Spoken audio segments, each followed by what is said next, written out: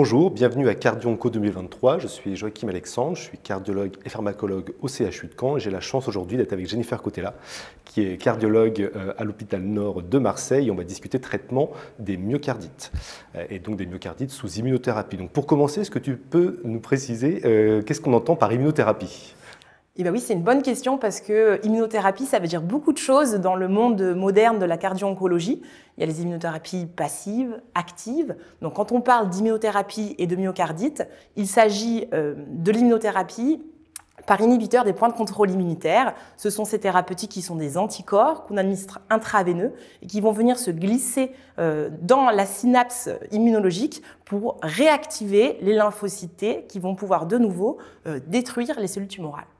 Tout à fait. D'ailleurs, il faut qu'on rebondisse aussi sur le terme de myocardite, puisqu'il peut porter à confusion. Ce terme myocardite, c'est le terme qui a été utilisé initialement dans les premières descriptions, mais il faut bien que tous les cardiologues aient à l'esprit qu'on ne parle pas de myocardite comme les myocardites virales. La physiopathologie est complètement différente et la présentation clinique également. Et ce qu'on appelle myocardite, qui est une espèce de rejet cardiaque immuno-induit, est une pathologie plutôt rare, puisqu'on est globalement à 1% de fréquence, mais par contre qui peut être très grave avec des séries initialement qui rapportaient 50% de mortalité. Aujourd'hui, avec les détections plus précoces et les traitements plus précoces, on est probablement aux alentours de 30%. L'autre chose à savoir sur les cardiologues, et on va peut-être pouvoir nous éclairer sur la présentation clinique de ces myocardites. Et là encore, c'est très différent des myocardites virales où on a des patients jeunes qui ont des douleurs dans la poitrine, des dyspnées. Pour la myocardite immunomédiée, ce qu'il faut savoir, c'est qu'il faut se méfier de tout, puisqu'on va avoir un dépistage systématique par troponine. Donc on va avoir des patients qui vont se présenter avec une élévation de troponine isolée, d'autres patients qui vont venir pour une dyspnée, une douleur thoracique, et à l'extrême, des patients qui vont venir avec des troubles de la conduction ou des troubles d'urique ventriculaire. Donc si je devais résumer tout ça, c'est de se dire que dès qu'il y a un nouveau symptôme cardiovasculaire, une modification ECG ou des biomarqueurs, il faut évoquer le diagnostic de myocardite immunomédiée. Tout à fait, c'est d'autant plus fréquent que, suite aux dernières recommandations et aux habitudes aussi des oncologues qui changent, il y a des troponines de plus en plus fréquemment qui sont faites systématiquement, surtout dans les premiers cycles d'injection. Et donc on est en train de se retrouver avec pas mal de troponines élevées, sans toujours de symptômes associés, qui commencent à nous occuper pas mal dans nos pratiques, parce que les oncologues vraiment commencent à s'emparer de ça. Si maintenant on passe, on imagine qu'on a confirmé, on a posé le diagnostic de myocardite, quelles sont les grandes lignes de la prise en charge ? Alors, les grandes lignes à retenir sont les suivantes. Première chose, ça paraît évident, mais il faut le dire, il faut suspendre l'immunothérapie. Parce que le plus grave, et c'est ce qu'on voyait avant qu'on connaisse bien cette pathologie, ce serait de réadministrer l'immunothérapie quand la myocardite commence. Après, on a un orage immunitaire qui fait qu'on aurait du mal à rattraper un peu ces patients et on a les cas de myocardite fulminante en tête qui étaient publiés en 2017. Donc, première chose, bien sûr, on suspend. Ce sont des patients, je l'ai dit, à haut risque de troubles du rythme ventriculaire ou de troubles de la conduction. Donc, c'est des patients qu'on hospitalise aux soins intensifs, scopés en permanence. Et on va, dès que le diagnostic est posé, administrer des bolus de corticoïdes. Et donc, ce qui nous est recommandé dans les guidelines de 2022, c'est d'utiliser des bolus de 500 à 1 gramme de corticoïdes intraveineux.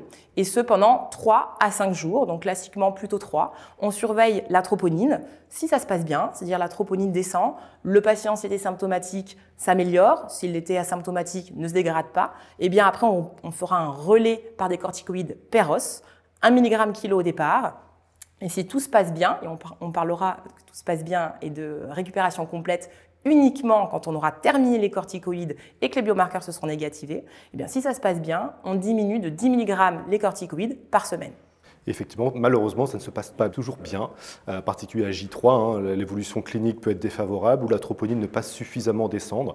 Et donc, on peut avoir plusieurs autres tableaux cliniques qui vont du choc cardiogénique où l'on va avoir des questions d'assistance cardiaque, d'hospitalisation en réa qui vont se poser, avec des fois la difficulté de discuter avec nos collègues chirurgiens cardiaques ou réanimateurs d'aller être invasif chez un patient qui a un cancer des fois métastatique. Donc, il faut vraiment discuter.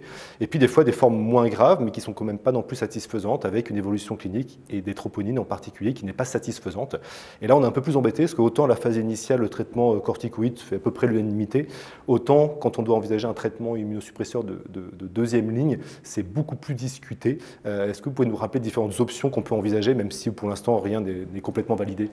Oui, donc les recommandations commencent par cette phrase, rien n'est consensuel. Je pense que tout est dit. En tout cas, il faut probablement établir des protocoles locaux avec l'expertise de gens qui ont l'habitude, peut-être même avec les médecins greffeurs, qui ont l'habitude de traiter les rejets de greffe.